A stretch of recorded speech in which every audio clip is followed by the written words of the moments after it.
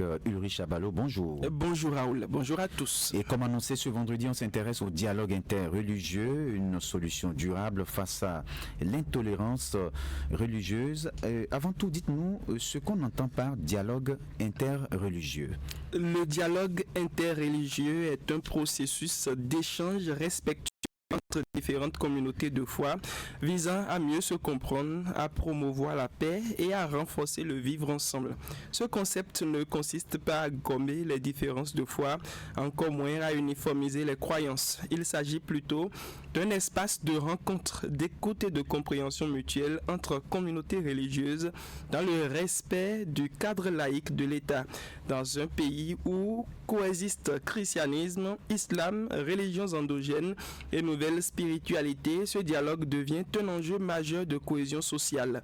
Il est plus que jamais possible et surtout nécessaire de promouvoir le respect mutuel, d'encourager la connaissance de l'autre et de s'intéresser à ce qui se vit dans la communauté religieuse voisine. À l'heure où les discours identitaires et les replis communautaires gagnent du terrain, choisir le dialogue interreligieux, c'est faire le pari de la paix durable et de la responsabilité collective. C'est aussi affirmer, Raoul, que la laïcité n'est pas un effacement du religieux, mais un cadre d'équilibre qui protège toutes les croyances. Voilà. Autrement dit, Ulrich, le dialogue interreligieux utilise la foi comme levier de paix et de développement. Oui, Raoul Stegounoukan, on ne peut en effet aimer ni respecter ce que l'on ne connaît pas.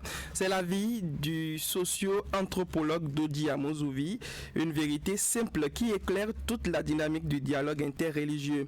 La méconnaissance nourrit la peur, les stéréotypes et parfois même la haine. À l'inverse, la connaissance ouvre la voie à l'apprentissage mutuel, à la reconnaissance de l'humanité partagée et à la construction de la paix. Et dans une république laïque où la liberté de religion est garantie par la Constitution, cette liberté ne saurait être un simple droit individuel. Elle porte aussi une responsabilité collective, celle de contribuer à l'unité nationale, à la stabilité sociale et au développement économique. Lorsque les communautés religieuses dialoguent, elles désamorcent les tensions, favorisent la solidarité et participent à la construction d'un climat propice au progrès.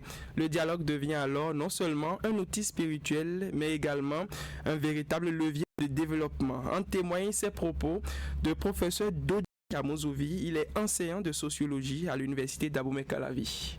Rassembler ces obédiences ne signifie pas les unifier, ne signifie pas les dissoudre l'une dans l'autre, mais c'est plus que possible, c'est plus que urgent aujourd'hui de s'ouvrir aux autres obédiences, de connaître ce qui se passe dans la chapelle de l'autre, puisque nous devons résolument aller vers un dialogue interreligieux. Oui. Et si je ne connais pas l'autre religion, je ne peux pas m'ouvrir à elle, je ne peux pas apprendre d'elle, et la coprésence des religions serait problématique. N'oubliez pas, nous sommes dans une république laïque et la liberté de religion est reconnue par la loi fondamentale de notre pays, et la coprésence de tous les citoyens visant l'unité nationale et le développement socio-économique sont des horizons à tenir, et pour cela, l'intolérance religieuse ne doit pas avoir droit de cité.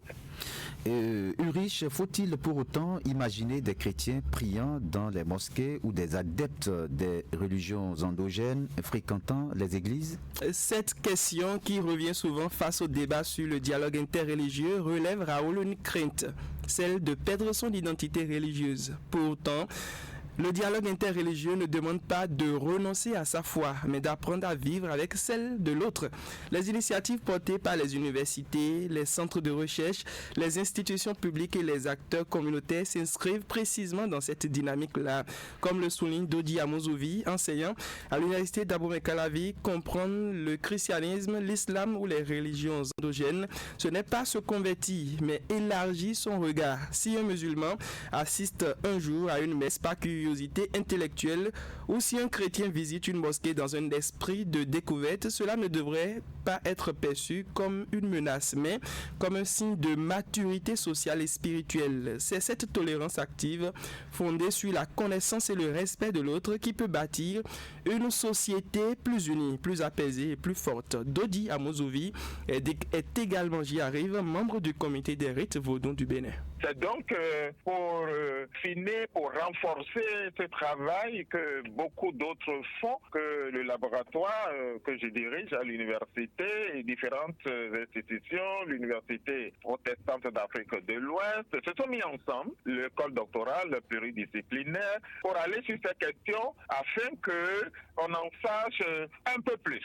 D'accord. On en sache un peu plus sur la théologie des différentes obédiences principales du pays, à savoir la chrétienne, celle du vaudou et puis celle de l'islam. Est-ce que concrètement ça veut dire que le musulman peut se lever pour aller suivre la messe chez les chrétiens catholiques et que peut-être l'animiste peut se lever pour aller faire son culte dans une mosquée? C'est pas forcément le but recherché, mais si ça en arrivait, pourquoi pas? C'est cette ouverture et cette tolérance que nous voulons, mais déjà aujourd'hui, que le musulman puisse déjà savoir un peu les valeurs, les principes et la philosophie du vaudou, et que le fidèle du vaudou en sache autant chez le chrétien, ce qui permet de baisser les réserves que les uns et les autres pourraient avoir.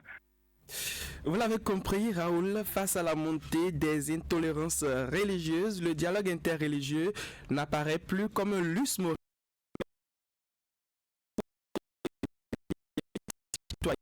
croyant ou non à dépasser les préjugés pour construire un vivre ensemble durable. Merci Ulrich Abalo.